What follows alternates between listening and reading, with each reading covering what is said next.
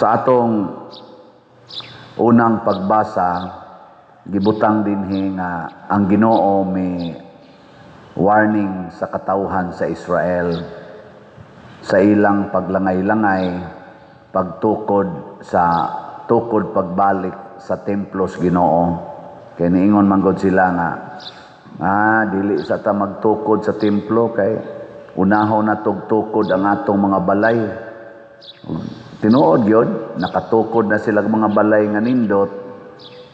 Nga niingon dahil Ginoo, karon nga naa mo'y mga balay, na mo'y mga pagkaon, wa na mo na ulipon. Pero tanawa, natagbaw bagod mo, nalipay bagod mo, wa mo kaybaw, wa mo maglibog ana, wa mo kapangutana nganong nanaman ta mo'y gisulob, gitugnaw mangyapon mo, nanaman ta mo'y gikaon, gutomon mangyapon mo, mga inana ba? Nanaman ta mo'y sweldo, mura ra magbusluton nga alkansiya, nakautang man lang gyapon mo. Kabantay mo karon ang naay mga sweldo mo hinoy dagko kay mga utang, no? Mo'y maputo sa utang. Mas maayo pa tong mga way sweldo, way trabaho kay wa pay utang. Wa mo kabantayan na pangutana mo sa inyong tupad na kay utang, pangutana. Kanang way trabaho, wa sad nay utang. Kita nawaw di ba? Dako-dako na tagkolekta, dako sa datong utang. Dili ta maghisgot og utang nga institusyonal. Hinon pwede sad na. Tanawa nga to karon ko nga atong nasod. Pila na may utang sa atong nasod karon? Mga almost 18 trillion na. Nga naa pag umaabot nga mga around 2 trillion. So, 20 trillion na ni siya. Sus, grabihang utangan. Nga nganong nahitabo man na sa itong nasod nga sige lang yung increase ang utang. Wa pa gani kaabot og 4 years gikan sa eleksyon nato, nining bagong administrasyon.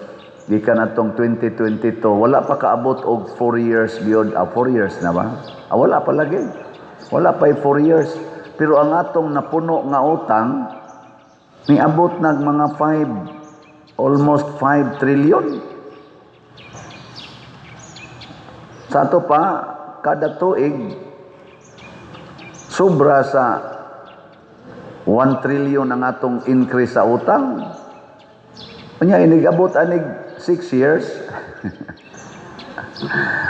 Wa na.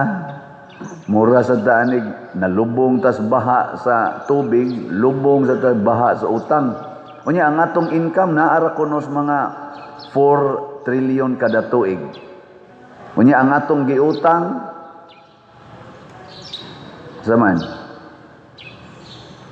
Ang mapuno sa atong utang tag 1 trillion. Unya ang atong budget kada tuig sa ato lang rong na sikat maning budget kay pag 2025 ni sikat man tong budget tungod anang ilang mga blank ana nga i-insert ba nga mga amount human sa ilang bycam na sikat man na diha nato nahibaw-an nga mag-average day sila og 6 trillion pesos ang budget kada tuig. Porting dako Unya ang pinakadako ana nga gibudgetan ang infrastructure. DPWH gi-question pa gani na kay ang dako gid unta nga education man. Pero ang ilagi sa atong constitution education mo idako unta karon ang nadako na hinuon ang DPWH. Mao nang nasikat ron ang DPWH tungod anang dagko kayong mga anomalya sa ilang project. Sige. 6 trillion kapin tag 6 average 6.3 trillion kada tuig ang budget. Pero ang atong income 4 trillion ra. Di sa to pa kada himo nilang budget apil gid ng 1 trillion nga utangonon. Nya mo budget na sad karong 2026 6 6.3 na sad trilyon. Unya ang atong income mura ra bag ni aksyong ubos. So mo nang mga 2 trilyon na ang atong utangon. Ano man daig budgeto na lang na unsay atong income kana na lay atong budgeton. Di ba? Kana na lay atong bahin-bahinon ba? Nya maynusan lag korupsyon. Kaya ang korupsyon dahil kuno sa atong nasod mga igsoon, matud pas ilaron dihang hiring-hiring, mag-average sad o 30% kung unsay atong budget, 30% ana padong sa korupsyon. More or less, 30% padong sa korupsyon. Gani karon ang bagong na-discovery, moabot dahil kunog 70% padong sa korupsyon.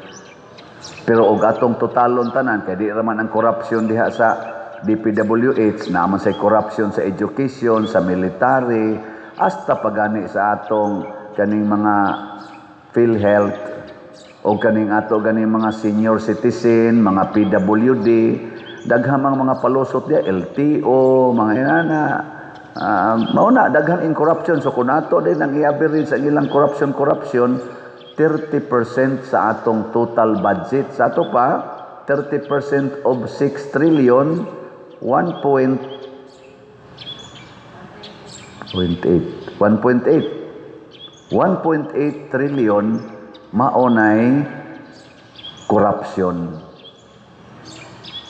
So ang 6.8 o 6 trillion maynusan nimo 1.8 trillion na corruption ug masiro corruption ta, ang atong income nga 4 trillion paigo ra, igo-igo ra, di ba? Awa mo kay ba? Unya kay kana kunong atong income nag-i-estimate nila nga 4 trillion, gimaynusa na sad kunon og gipunan gimaynusa na kuno na sa 30% nga korupsyon. Kaya nga to sang income ila masang korupsyonon. Di sa to pag gimaynusa na sa na ginit na siya sa korupsyon. So kung nato sa tong iuli ang ilang gikurupt sa atong income nga 30%, ang 4 trillion mahimo sa ng 6 trilyon. Sa ato pa di ay doon na gid ayon tatay income kada tuig nga mga 1 trilyon kada tuig. Kung wa lang gyud tay corruption, di mo increase na ta. Og mao na gipasabot sa unang pagbasa. Wa ba mo kahibaw nganong naingon ani mo kay wa ninyo lipaya ang Ginoo. Ingon dayon siya diri, pangadto mos bukid, tukuran ninyo ang akong balay, ug kun malipay nako, ipakita nako ninyo ang akong himaya. Ipakita nako ninyo kung unsaon tamo paglipay.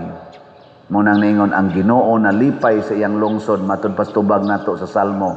Unya kun malipay ng Ginoo sa atong lungsod, munindot sad ang atong palibot, ang atong kahimtang. Sa inyong paminaw karon sa atong panagkuyog din hisugod adtong August 5, nalipay kang Ginoo nato. Kusga. Taka lang mo. Aw base no. Mailhan man na nimo kay munindot ban ang atong palibot. Mura bag naa tay nindot nga mo develop ba? Dili mabungkag, dili maguba. Mo develop nya malipay pud ta. Nalipay mo ron. Na nataod na sad ang ikalima na nga hilifan. Tanawa di balahi og naong. Taloyo ba? Basig karong adlaw mahumag tao diri ang ikaunom na naman niabot naman pero wala pa mo bayad ana ang nidonate. Nga naman iya usang huwaton nga mataod ang duha para dili kuno mahimong ghost project.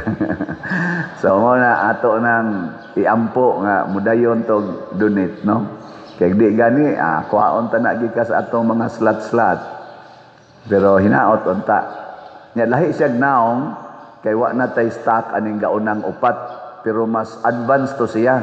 Mas dako tog hangin. Dako man og dako man siya propeller. Nya tama ra sa siya kay dako-dako man sa nang space diha sa luyo. Di man para diri nga giduha na to. So do na gyud pamaaging Ginoo. Nya adtong niaging adlaw ni brown out atong gipaandar ang atong generator nga murag tura-tura. Wa kaabot og 30 minutos ni aso. Ni aso. Di na siya kasustenir.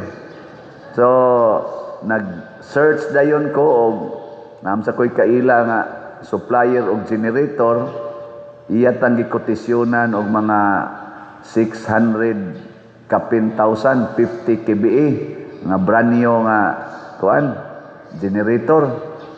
Gahunahon ako dako sa dani i-round off das mga accessories moabot man og 700,000.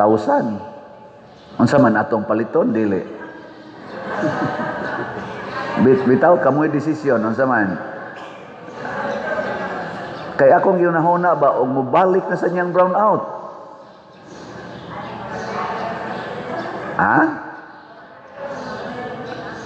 Para na ni maigo tag bagyo. Nya mga tumbang poste.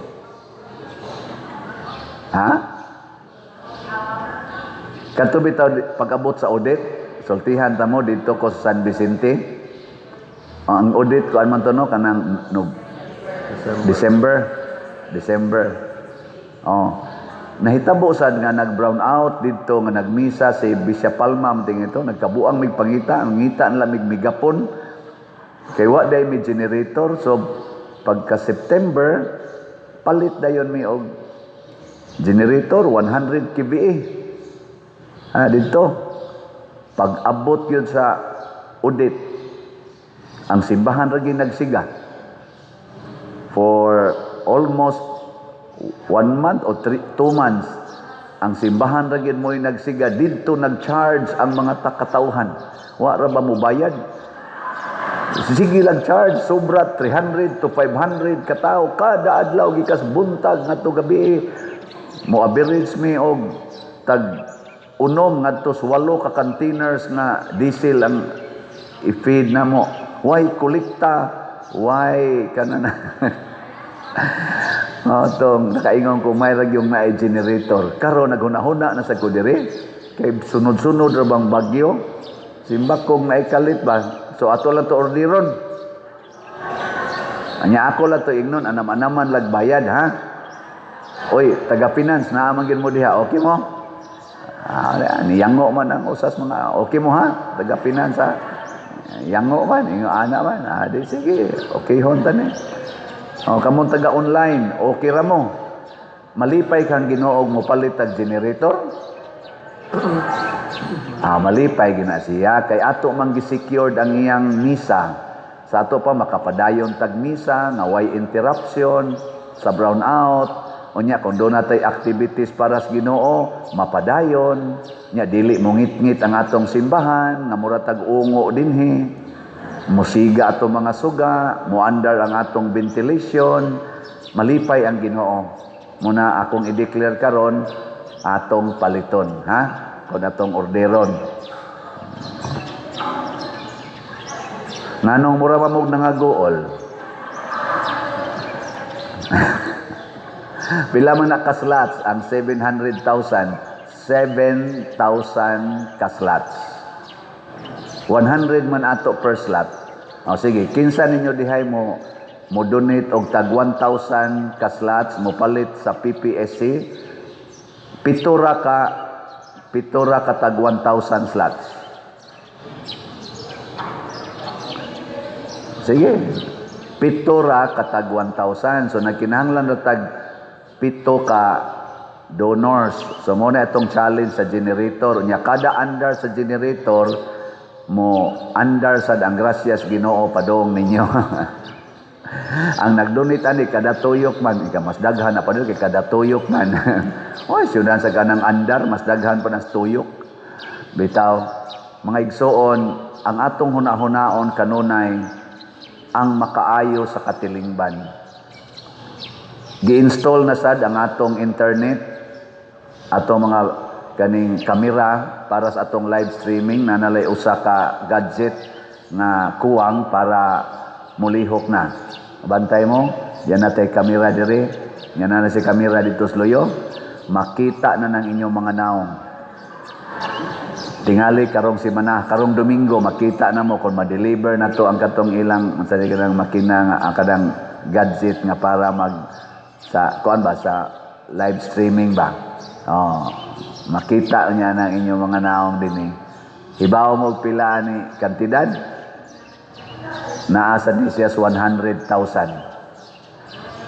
100,000. So ipuno nato sa generator 800,000. So ug naay gusto ninyong mo sponsor nga murag pang kuan gid ba pang challenge gid nga sponsor para aning duha kaning kamera o kaning generator 1,000 slots ang challenge. Naman tay 162 slot challenge sa regular nga mga buyer sa slot sa PPSC. Natay special slot challenge 1,000 slot challenge. 8 kabok 1,000 slot challenge ha. Ug naa na malipay yung Ginoo ninyo pero duko-duko ra mo diha moingon mo tay kwarta isot kay nastanan nya naadjud kay kapasidad ba nya magduko-duko ra ka maliwat gyud kang Herodes. Kinsa man ni Herodes nagpahimo siya sa kalipay, sa bahandi, gahom, isip hari, iya paganing gikabit ang asawa sa iyang igsuon, niya kay nibadlong man si Juan nga magbubunyag, iya pag yung gipunggutas liog, para lang yun mahilom, para siya magmalinaon, para siya malipay, pero pagkadungog niya bahin ni Hesus, na disturbo na sad siya, wa mapadayon ang iyang kalipay, wa mapadayon ang iyang kalinaw, disturb kay siya. Nga naman, kay wa siya mulipay sa Ginoo, ang iyang kaugalingon, ang iyang gilipay. Muna kamong mga milyonaryo, ni amang mga milyonaryo din sa atong parokya, sa territorial o sa online parishioners, hala, palit mo 1,000 ka slot challenge. Sinsiyo ra gid na ninyo. In kapader kadtong naapil sa flood control, pwede to mo palit. Pwede di lang nato i-announce. Pwede. Pero ayaw na mogbalik anang inyong binuang. Tungod kay nipalit na mo og slot para sa Pangginoo, pasabot nagbasol na mo. Isintro na ninyo ang Ginoo. Nganong di man dawaton sa Ginoo? Dawaton, bisag ka na pang ilang gitawag ron na sikat kayong mga rebelisyon na nagbinuang sa flood control, di na dawaton sa Ginoo magbag-o sila, dawaton. Mao na nga, magbasol, maghinulsol, dili kay magsigilag gumbol-gumbol samang Herodes, gasigi gumbol-gumbol, wa gyud magbasol. Hangtod, nganing apil na lang po siya desisyon nga patyon si Jesus sa dihang nagkita sila. Iyang gi-turn over balik ngadto ni Poncio Pilato aron hukman. Dili nato patyon ang Ginoo mga igsoon, dili sad nato patyon ang atong simbahan. Atong atimanon, bahala nagmasakitan ta, magantos tagpalit og slot, ibutang nato sunahona kung sa atong gibuhat nalipay ang Ginoo, lipayon sa tas Ginoo. Ang mga Israelita gisakit sa Ginoo sa dihang ilang gilipay ang ilang kaugalingon lamang. Pero sa dihang ni antos sila og ni sunod sa sugo sa Ginoo, gilipay na pod sila. Muna kini mga propeta mo pahinumdom gid ni ang pulong sa Ginoo mo pahinumdom gid nato. Hunong na sa imong pagsigig lipay sa imong kaugalingon. Gamita ang imong gahom o ang imong bahandi paglipay sa Ginoo. Ug unsa man gyud kalipay sa Ginoo, atiman na ang simbahan. atimana ang katawhan sa Dios, atimana ang mga kabos ug mga nanginahanglan. Naot unta ang ato mga politicians labi na dinis atong nasod nga baga na gyud ig mga naong di na gyud dutlan hapit og mga pulong sa katawhan. Bisag magrally pa ang mga tao, mura lang gyud gwa. Bisag naanay na nga matay, naanay na nga lusno, klaro na gyud kaayo ang ilang binuhatan. Baga gyud kaignaong. Lingi ay mong tupad. Ingna nipis na ang imong naong. Ingna ba na nipis imong naong? Kada bang di na gid bitaw mauwaw nga mamakak atubangan sa publiko? Ato na kaning hunongon oy. Di ba? Nga magampo ta nga di unta sila masama kabato o kasing-kasing ni Herodes.